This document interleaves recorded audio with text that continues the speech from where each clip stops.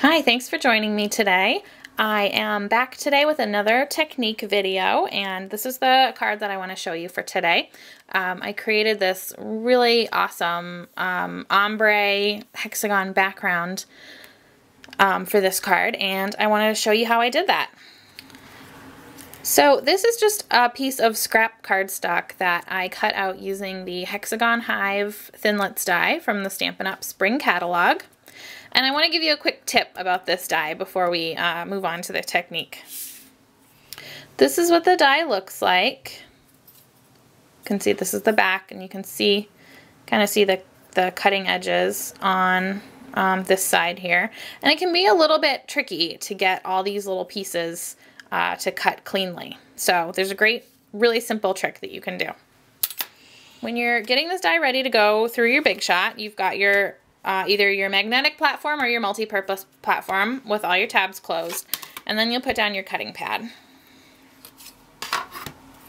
And now here's how you're going to make your sandwich. You're going to place your cardstock, and then here's the trick. This is just regular wax paper from my kitchen. You just place that on top of your cardstock, place your die on top of that. This is just a piece of scrap cardstock. You can see it's not big enough, but that's okay. Place your die on top and then your other cutting pad. And when you run that through, because you have the wax paper in between the die and the cardstock, you'll be able to just peel it right off super, super easily. And then you can kind of poke through and punch out all the little hexagons.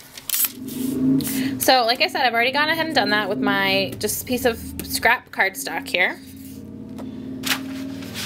Gonna get out some scratch paper because this technique can be a little bit messy.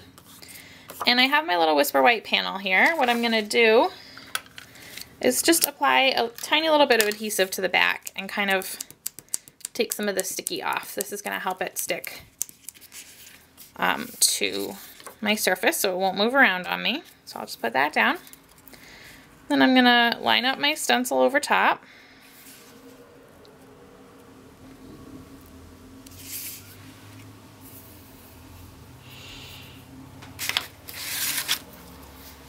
And then I have some blue painter's tape, or you can use washi tape for this, just any kind of low tack removable tape. And once I get my stencil lined up where I want it, I'm just going to use a few pieces of tape to stick it down to my work surface over top of my cardstock. So I'm using crushed curry ink for this, and I took a Stampin' sponge and I cut mine into sixths. So we have a little wedge here you get 6 of them, 6 little wedges out of one sponge. And you just want to ink that up with your ink and kind of test it out on your cardstock first so you know how dark it's going to be. And even though you can see on my card, I ended up using the light part at the top and the dark part at the bottom, I find it's easier to actually ink the darker part first. So I'm just going to start working in a circular motion, and we're using this die as like a stencil. Now the reason that I say that it's easier to ink the dark part first is because as you move down your card, you're going to have less and less ink, just naturally. You're going to use up the ink as you go. And I also like to sort of press firmly and then let up my pressure as I move down to the bottom. And that is going to create that really cool ombre technique that is super trendy right now. One important thing to note when you're doing this, you can always add more ink, but you can never take it away. So just keep that in mind while you're working, and you just sponge all the way down your piece of cardstock. So you're going for a dark area, a medium area, and a lighter area.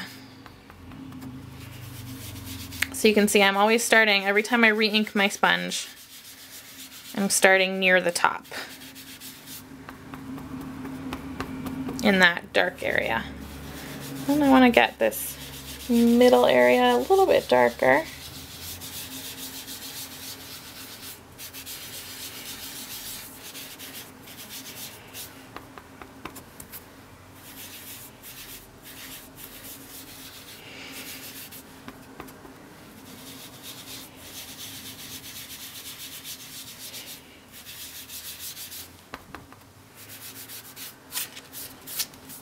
I think that looks pretty good. And remember, your fingers are probably going to get really inky when you're doing this technique, but that's okay. That's part of the fun. So then we'll just peel up the stencil, and you can use this stencil again.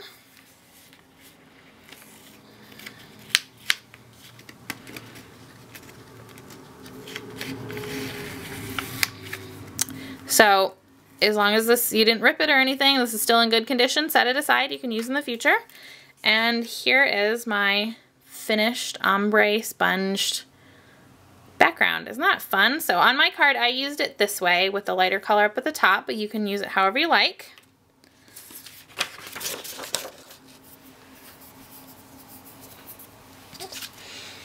And here is my finished card again. You can see I used the Gorgeous Grunge stamp set in the background just to add a little bit of extra texture to our already very textural and interesting background. I used the crumb cake color just for, you know, just a little added interest. And then I used the Chalk Talk stamp set and framelits to create my little sentiment here. And this was a really fun and simple card to put together. So if you have any questions about the this sponging technique that I just showed you using a stencil, or you could call it a mask as well, if you have any questions, please feel free to let me know. And until next time, happy stampin'. Thanks for watching. Bye-bye.